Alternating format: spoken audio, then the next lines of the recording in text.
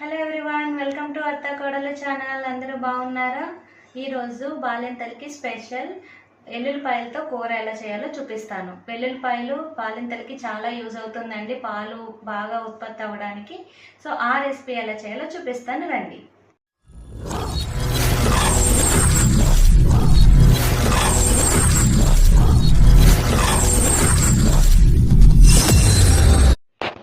ఈ వీడియోకి మెయిన్గా కావాల్సినవి ఏంటో చూద్దాం. ఎల్లుల్లిపాయలు తొక్క తీసి ఒలిచి పెట్టుకున్నామండి. అలాగే 2 ఉల్లిపాయలు, పచ్చిమిరపకాయలు, కరివేపాకు. వీటితో పాటు మనం కర్రీలోకి రెగ్యులర్గా వాడడానికి సాల్ట్, పసుపు, కారం. ఆయిల్ చూసారు కదండి, ఇది గానుగ నుంచి తెచ్చిన పప్పు నూనె. సో బాలింతలకు ఎక్కువ పప్పు నూనె యూస్ చేస్తారు కదా, సో అదే యూస్ చేస్తున్నాం.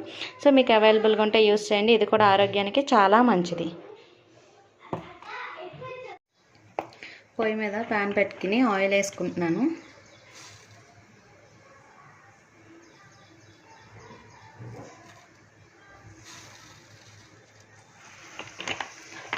మనం కోడిగుడ్డు పొరట ఎలా చేసుకుంటామో సేమ్ ప్రాసెస్ అండి. సో ఫస్ట్ ఆయిల్ వేసి ఆనియన్స్ వేస్తున్నాం.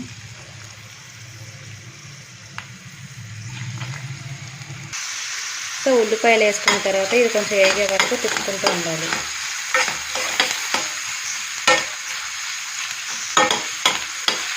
ఒక 5 మినిట్స్ ఉల్లిపాయలు వేగేటట్టు సిమ్లో పెట్టి మూత పెడుతున్నాను. చూసారు కదండి, ఇలా బాగా మగ్గుతూ ఉంటాయి ఆనియన్స్. నేను మళ్ళీ హైలో పెట్టుకున్నాను, ఎందుకంటే బాగా సిమ్లో అయితే టైం పడుతుంది ఆనియన్స్ వేగడానికి. మధ్యలో ఇలా ఓపెన్ చేసి కలుపుకుంటూ ఉంటే మాడిపోకుండా ఉంటాయి ఆనియన్స్. సో ఆనియన్స్ అన్నీ బాగా మగ్గే వరకు మనం కోడిగుడ్డు పొట్టుకు ఎలా అయితే దగ్గరగా మొత్తం మగ్గే వరకు ఎలా ఉంచుతామో సేమ్ ప్రాసెస్ అండి.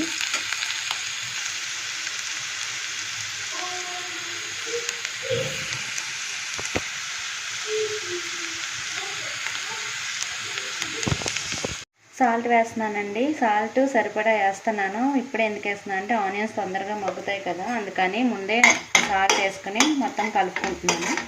సో ఇలా కొంచెం ఆనియన్స్ మగ్గి సాల్ట్ వేసుకున్న తర్వాత కడిగి పెట్టుకున్న కరివేపాకు కూడా ఇప్పుడే వేస్తున్నానండి. నేను ఆల్రెడీ కడిగి పక్కన పెట్టుకున్నాను కరివేపాకు. సో కరివేపాకు వేసుకోవచ్చు, వేసుకోకపోయినా మీ ఇష్టం. మీకు ఆ టేస్ట్ నచ్చిద్ది అంటే కనుక వేసుకోవచ్చు. కరివేపాకు కూడా చాలా మంచిదండి, హెయిర్కి కూడా చాలా మంచిది.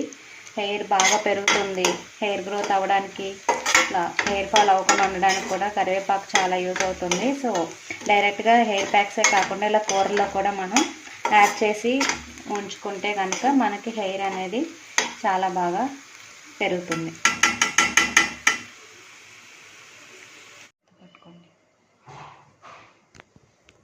సో ఉల్లిపాయలు చూసారు కదండి, ఆల్మోస్ట్ ఉల్లిపాయ ఇంకా కొంచెం ఆగాలి.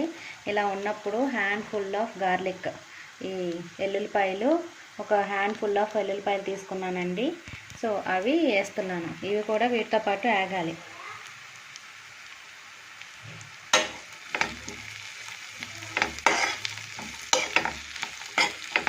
మనం దీంట్లో వాటర్ అవి ఏమి వేయమండి, ఈ ఆయిల్లోనే ఇవి కూడా మగ్గిపోతాయి.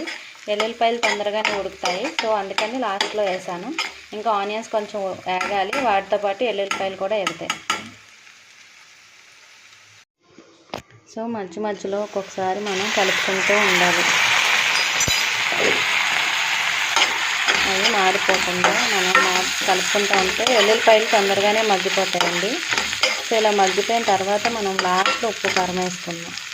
మధ్యలో ఒక్కొక్కసారి కావాలంటే చెక్ చేసుకోవచ్చు ఉడికిందా లేదా అని. అవ్వట్లేదు. చూసారు కదా, ఇలా వస్తే ఆల్మోస్ట్ ఉడికిపోయినట్టే. ఇంకొంచెం సేపు వేయించుకొని మనం దింపేసుకోవచ్చు.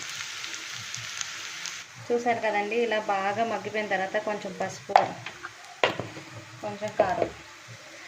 కొలతలు ఏం చెప్పట్లేదు, ఎందుకంటే ఇప్పుడు ఎవరు కొంతమంది ఎక్కువ తింటారు, కొంతమంది తక్కువ తింటారు. సో మనకి ఎంత నచ్చితే అంత వేసుకోవచ్చు. సో కారం, ఉప్పు వేసుకున్న తర్వాత సో చూసారు కదండి, ఉప్పు, కారం, పసుపు అన్నీ వేసేసాము. సో ఇలా దగ్గరగా కొంచెం ఒక 5 నిమిషాలు మగ్గించుకుని మనం దింపేసుకొని సర్వ్ చేసుకోవచ్చు. సో 5 నిమిషాల తర్వాత ఎలా వచ్చిందో చూపిస్తాను.